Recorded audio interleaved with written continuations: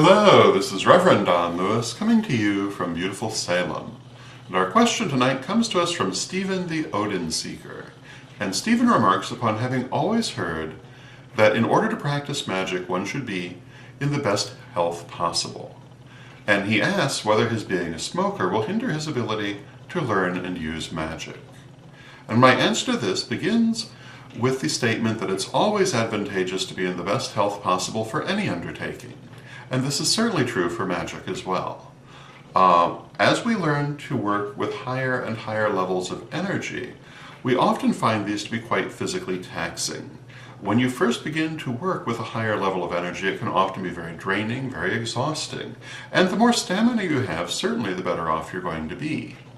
So in that sense, the better health that you're in, the easier it will be to work with stronger and stronger energy.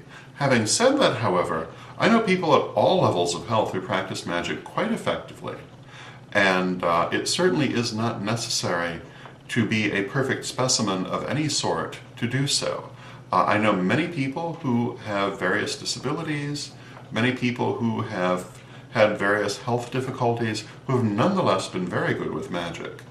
So no, I don't really think that being a smoker should impede you at all. Equally important, I would have to point out that in the past, many of the people who are formative to the modern world of magic certainly were smokers, because it wasn't that many years ago when it was a very dominant practice in the Western world.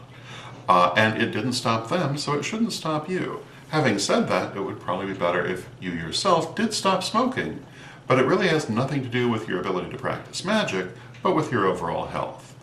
And I would say that smoking or not smoking really isn't going to affect your ability with magic, nor necessarily is the level of health that you're in, but the more stamina that you have, you will find learning to work with energy more easy. I often compare working with energy to building a muscle, and just as when you build physical muscles it can be tiring, when you build your psychic muscles that can be tiring too. However, anyone can do it. So I hope that answers your question, and until next time, may you blessed be.